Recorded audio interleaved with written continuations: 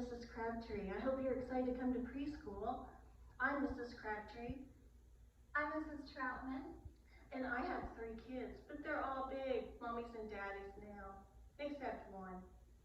I have 4 children, but they're all now in school, so I get to come play with you. Yay, we're so excited. Now look at us today. I have on glasses sometimes I don't. And do you know what we're going to have to do this year? We're going to have to wear masks. So see what I look like now? I got to put my mask on. This is what I look like right now. But it's still Mrs. Crabtree. And I'm still Mrs. Troutman. Yes. There we go. And so we have, sometimes we wear them, sometimes we don't. But it's all to keep you safe, okay? Because we want you to be healthy and us to be healthy. Mrs. Troutman to be healthy. What do you think, Kyra? We're going to have so much fun today, this year. Now look here, we've been working hard to get ready for you to come to school. We've been making your stuff for your desk and tables. This one's for Ruby, and Ruby, you get to be purple this year. How about that? And Tucker, you get to be blue. And Paxton gets to be light green. Or Peyton, I'm sorry, Peyton. Kyra is orange. And Riley is pink. Grayson is gray. And Scarlett is red. Lorelai, you get to be light blue. And Tyler, you get to be brown. Lila, you're green.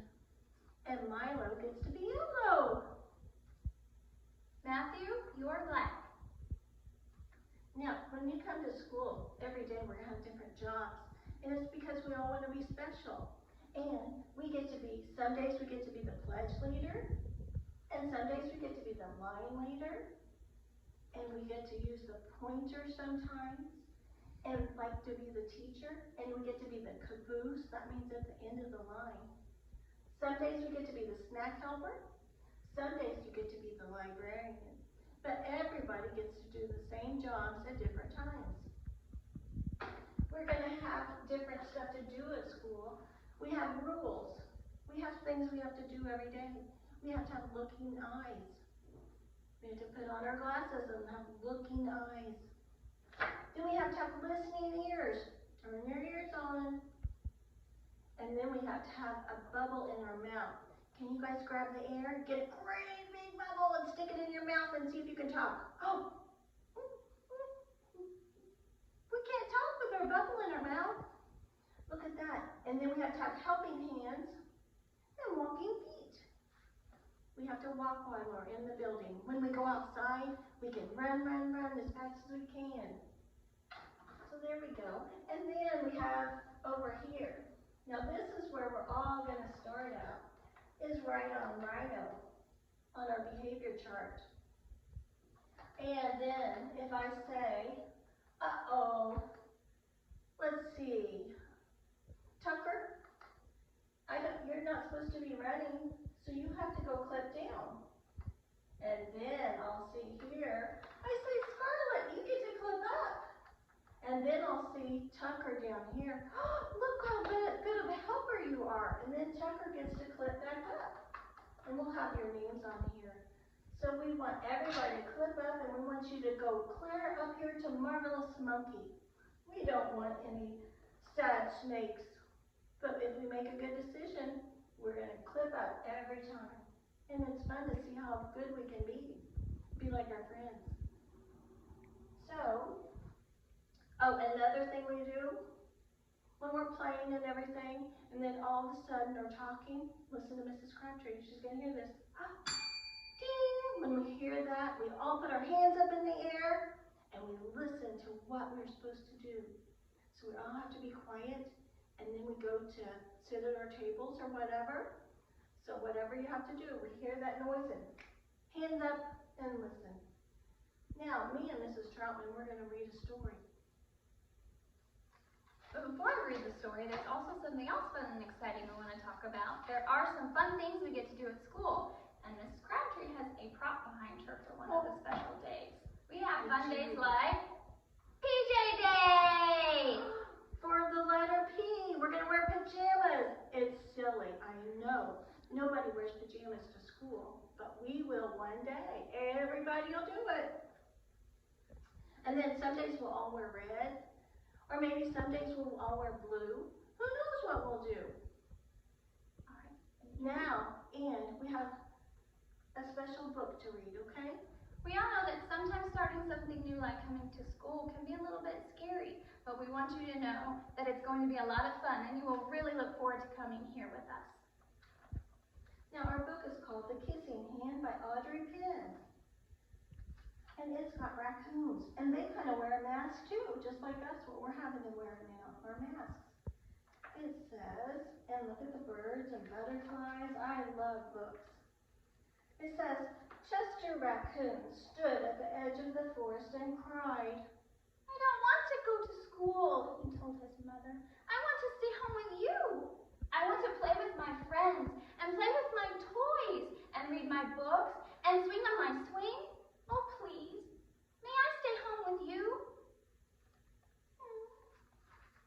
But you're growing up, Chester. We have to go to school.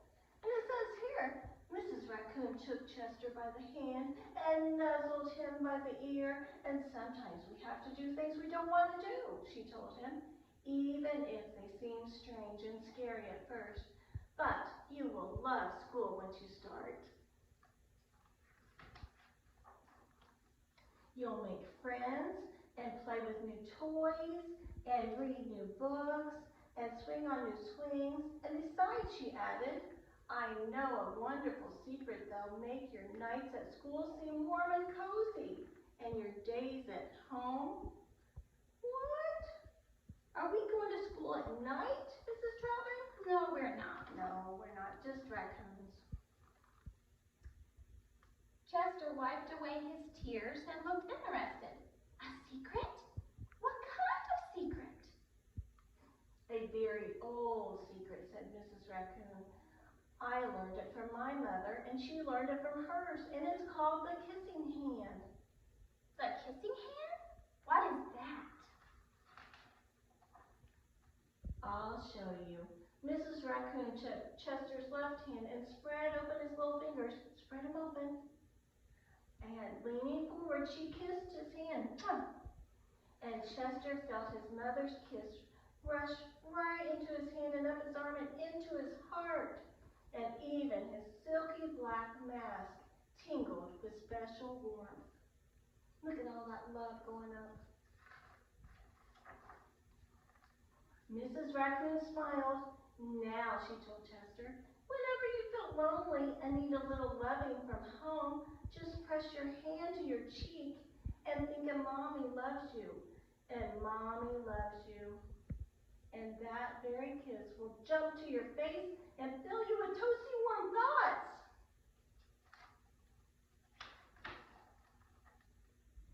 She took Chester's hand and carefully wrapped his fingers around the kiss. Now, do be careful and don't lose that kiss. But don't worry, when you open up your hand and wash your food, I promise the kiss will stick.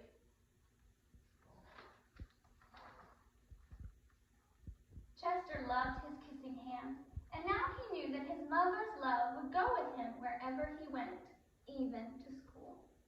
Even when he's playing ball and in the yard outside and jumping and playing. That night, Chester stood in front of his school and looked thoughtfully. Suddenly, he turned to his mother and he grinned. "Give me your hand," he said to his mother. Chester took his mother's hand in his own and unfolded her large, familiar fingers into a fan. Next, he leaned forward and kissed the center of her hand. "Now you have a kissing hand too," he told her, and with a gentle "goodbye" and "I love you," Chester turned and danced away. Mrs. Raccoon watched Chester scamper across the tree limb and enter school. And as the hoot owl rang into the new school year, she pressed her left hand to her cheek and smiled. And the warmth of Chester's kiss filled her heart with special words. Chester loves you, it sang. Chester loves you. And look at them, they're in school, in a tree. Are we gonna have school in a tree?